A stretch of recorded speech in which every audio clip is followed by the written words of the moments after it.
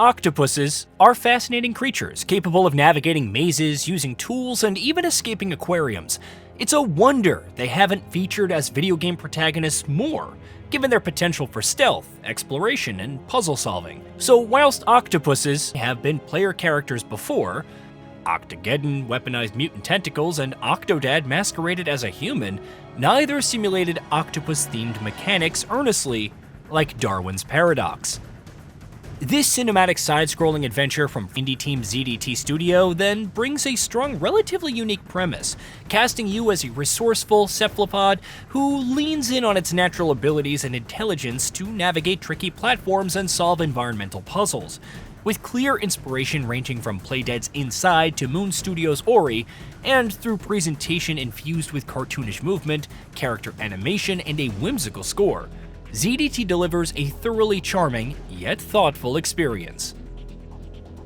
And likewise, to the studio's credit, much of their vision comes through too. The game rarely stumbles outright, but the ingenuity promised isn't fully realized either. See, Darwin's Paradox is built on a brilliant idea, but it rarely stretches its inspiration as far as it could. This is a platformer that's enjoyable in the moment, but only occasionally as inventive as its premise suggests. I go back to this review's outset. Octopi are uniquely suited to the kinds of systems video games thrive on, and Darwin's abilities reflect that in ways that are immediately intuitive. Camouflage lends itself to subterfuge, firing ink allows opportunities to disrupt threats and divert attention, and his tentacles' suction-based movement allows for traversal across walls and ceilings. Even smaller touches, like impressive compression, seeing Darwin squeeze through tight spaces, reinforce the idea that this is a character defined by adaptability. There's a pleasing logic to how Darwin interacts with the world, as if each mechanic has been plucked from the real world and reimagined through a playful lens. Because of this, there are plenty of moments where it feels like Darwin's Paradox is tapping into something genuinely fresh, but its novelty doesn't always carry through to the broader experience.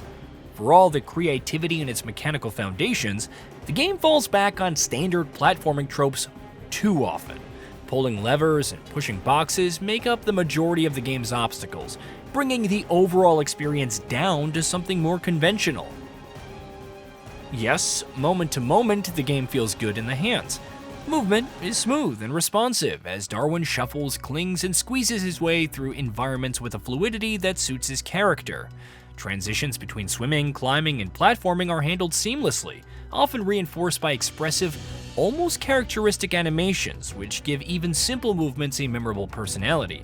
Combined with lively environments, currents rippling through underwater sections, background machinery grinding in industrial areas, even fire engines responding chaotically to a factory blaze, it creates a strong identity which runs throughout. Where things begin to falter slightly is in the precision of platforming, particularly as the game introduces more demanding sequences. See, early on, the forgiving nature of movement works in the game's favor, but later challenges expose a lack of clarity in how certain obstacles are meant to be overcome. Navigating giant rotating cogwheels or fast-moving conveyor belts feel less like tests of Darwin's ingenuity and more like exercises in trial and error. I'm not talking limbo-style learning by death, but it's not far off, and because it's not always possible to see far enough ahead to properly anticipate what's coming, poor Darwin was squished, electrocuted, and burned to a crisp often enough that it began to feel unfair.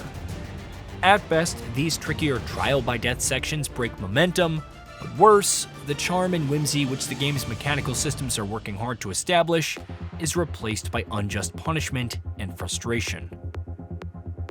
What would make these situations worse still are difficult puzzles.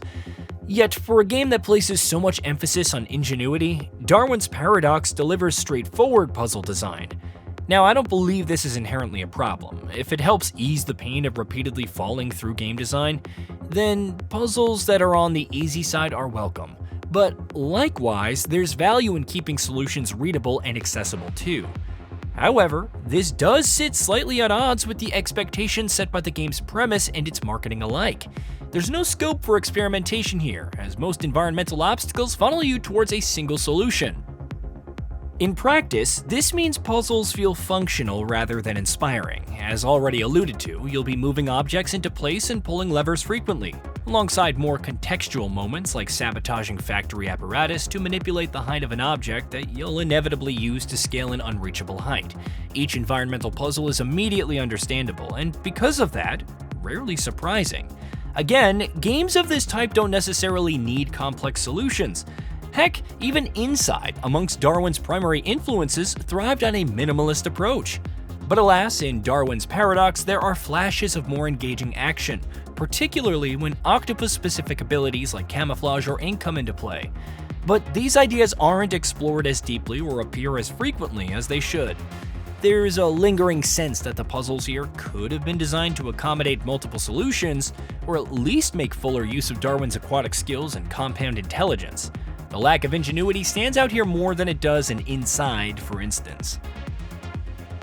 What Darwin's Paradox does have, however, is a decent amount of variety in its environments, shifting from aquatic shallows to tight sewer-like tunnels, plus a raft of industrial spaces like steaming production lines, fluorescent offices, and elaborate packing facilities and more, all amplified with Looney Tunes flair. Certain chapters are punctuated by lively set pieces too, and these moments, explosive factory escapes, crumbling tower evasions, tenuous high-wire platforming, not only inject a welcome sense of urgency, but embellish the game's comedic undertones, supported further by a rather pesky seagull adversary. That said, overall flow can occasionally feel uneven. In one particular area, the office-like interiors where I leaned on Darwin's camo ability to blend into cardboard, ceiling tiles, and sofa cushions, visual whimsy dominated over spatial clarity. Whilst tonally it fits, I felt my way through moments of disorientation, where the way forward wasn't always immediately obvious. Now, I know I prattled on about puzzles being too obvious and thus not surprising, but in these multi-level layouts of impossible architecture, I had to use the hint system to help nudge my progress along. I know. This could be my own skill issue, of course, but my gut feeling is that the level design didn't communicate its intent as clearly as it should. However, if there's one area where Darwin's Paradox consistently shines, it's in its presentation. Darwin himself is full of personality, brought to life through expressive animation. His slower, cautious movements, almost eight-legged tiptoeing, are a particularly humorous highlight, with the intrepid mollusk's actions exemplifying the game's offbeat world. This cartoonish tone carries through to the narrative, which gradually introduces a surreal conspiratorial edge befitting Konami's famous tactical espionage action series, one that is directly referenced here by exclamation points and cardboard boxes. From a technical standpoint, performance is generally stable, though the distinction between visual modes is clearly cut. ZDT themselves advise playing with performance settings enabled, so that's what I did. It proved to be much smoother than the alternative quality mode, which sees a noticeable drop in frame rate for a minimal fidelity boost. For a game with such fluid movements and emphasis on exaggerated animation, performance mode is definitely the preferable setting.